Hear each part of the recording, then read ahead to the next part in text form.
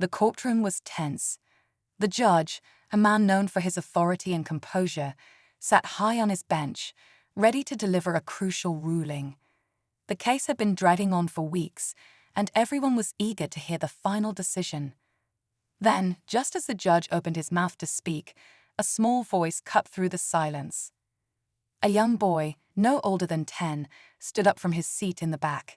His eyes were filled with determination, his hands clenched into tiny fists. "Wait," he said, his voice trembling but firm. The entire courtroom froze. The judge looked down, confusion flickering across his face. But when the boy spoke 2 simple words, the color drained from the judge's face. He sat there, motionless, his expression shifting from shock to something much deeper. What had the boy said? And why had it shaken the judge so completely? The room remained silent, every eye fixed on the judge. His hands, which had been steady moments ago, now trembled slightly as he gripped the edge of his desk. Whispers rippled through the courtroom. Who was this boy? And what had he just said that left the judge looking as if he had seen a ghost? The boy's mother, sitting a few rows back, reached out as if to pull him down, but he didn't move. His small frame stood firm, his face filled with something beyond his years, fear, determination, or perhaps both. The attorneys exchanged confused glances, and even the court officers hesitated, unsure whether to intervene. The judge opened his mouth, but no words came out. He swallowed hard, glancing at the bailiff, then at the boy. It was clear he recognized him. But from where? And why did those 2 words shake him to his core?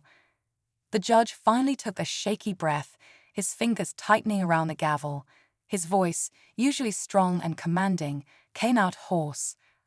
Who are you?" he asked, though something in his eyes suggested he already knew the answer. The boy didn't flinch. He simply stared up at the judge, his expression unwavering. The courtroom buzzed with quiet murmurs. The defense attorney leaned toward his client, whispering urgently, while the prosecutor's brows knitted together in confusion. The boy's mother looked pale, her hands clasped tightly in her lap. It was as if she wanted to speak, but something held her back. Then the judge did something no one expected. He stood up. His usual air of authority was gone, replaced by something closer to fear. "This can't be happening," he muttered under his breath. The boy took a step closer. "You know who I am," he said softly, and in that moment, the judge's face told everyone he did. The air in the courtroom felt heavy, as if the walls themselves were closing in. The judge's face remained pale, his breathing uneven. He lowered his gaze for a moment, as though trying to collect himself, but when he looked back at the boy, his expression was one of disbelief. The attorneys had stopped whispering.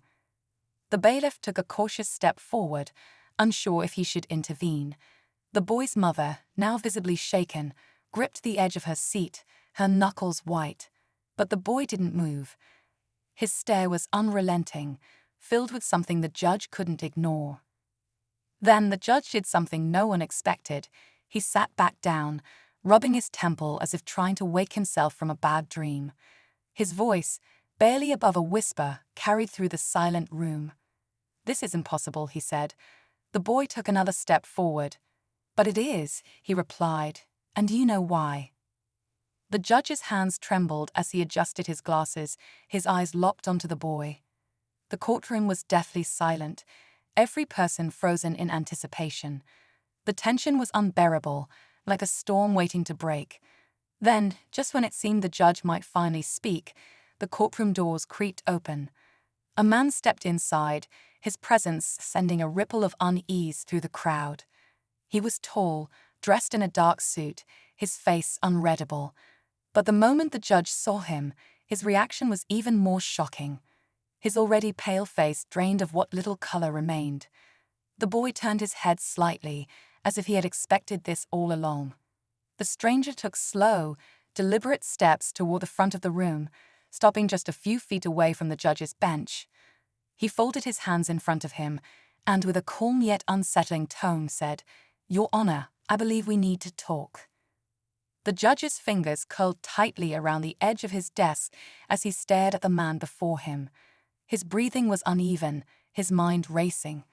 This isn't possible, he muttered again, his voice barely above a whisper. But the stranger didn't waver. He simply nodded, as if confirming the judge's worst fear. The quiet streets of a small Mexican town are about to witness something unimaginable. A young boy, no older than 10, walks home from school, his loyal German shepherd trotting beside him. To him, Max is just his best friend, always there to play, to protect. But what he doesn't know is that Max is more than just a pet. He's a retired war dog, trained for battle, instincts razor-sharp. As they turn the corner, a black SUV pulls up. The cartel members inside see an easy target, unaware of the fierce protector at the boy's side. In an instant, tension fills the air. The doors swing open. The men step out, thinking this will be just another job. But they have no idea what's coming. What happens next will leave them in shock and change everything. Stay tuned as this gripping story unfolds. The boy freezes as the men step closer, their faces hidden behind dark sunglasses. His heart pounds, his small hands tightening around the straps of his backpack. He doesn't understand why they're here or what they want, but Max does. The dog's ears perk up, his body tense, sensing danger. One of the men speaks, his voice low and firm. "Come with us, kid." The boy shakes his head, his legs refusing to move. Max lets out a deep, rumbling growl, planting himself between the boy and the strangers. The men exchange glances, a mix of annoyance and amusement. To them, it's just a dog. But Max isn't just any dog. He was trained for moments like this, trained to protect. His mind flashes back to past battles, past threats. He knows what's coming. The boy doesn't. The men take another step forward. Max lowers his body, ready.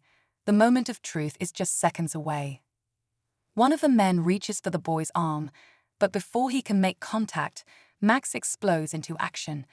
With lightning-fast reflexes, he lunges, his deep bark echoing through the empty street. The sudden aggression startles the men, making them hesitate for a split second, just long enough for Max to position himself in front of the boy, teeth bared. The boy, still frozen, doesn't fully understand what's happening, but he knows one thing: Max is protecting him. The men curse under their breath, realizing this isn't going to be as easy as they thought. One of them pulls out a radio, speaking in hurried whispers. "More men, back up." Max doesn't take his eyes off them. His training kicks in, reading every movement, anticipating their next move. He's fought alongside soldiers, saved lives, and faced enemies far more dangerous than these men. But this time, he's fighting for his boy. The silence is thick with tension.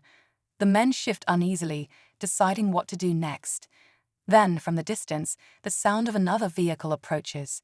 The boy glances up, confused, while Max stays locked onto the threat. The moment of truth is closing in. The rumble of the approaching vehicle grows louder, sending a wave of uncertainty through the air. The men glance over their shoulders, shifting uncomfortably. Max doesn't flinch. His body stays low, muscles coiled, every fiber of his being focused on protecting the boy. The boy grips Max's fur, his breathing shaky. He doesn't know who's coming, but he can feel the danger thick around him. One of the men mutters something under his breath before taking a slow step back. The others hesitate, their confidence starting to crack. They thought this would be simple, an easy job. But now, there's a war dog standing in their way, a trained protector ready to do whatever it takes. The vehicle screeches to a stop. For a moment, everything is still. Then the doors fly open. More men step out, their expressions unreadable. Are they here to help? Or are things about to get even worse? The boy grips Max tighter as the new group of men steps out of the vehicle. Their faces are unreadable, their movements careful. The original cartel members tense up, exchanging uneasy glances. This wasn't part of their plan. One of the newcomers, a tall man with a scar across his cheek, locks eyes with Max. Something flashes in his expression, Recognition. He knows exactly what kind of dog he's looking at. That's no ordinary pet, he mutters under his breath. The others shift uncomfortably. They've heard stories of dogs like this. Elite, trained, unstoppable. Max doesn't move, but his eyes flicker between both groups, analyzing, waiting. The boy looks up, confused and scared, but Max remains steady, a silent reassurance. Then, without warning, the scarred man turns to the cartel members. "Walk away," he says firmly. The tension skyrockets. The men hesitate, caught between fear and pride. But why would he tell them to leave? And whose side is he really on?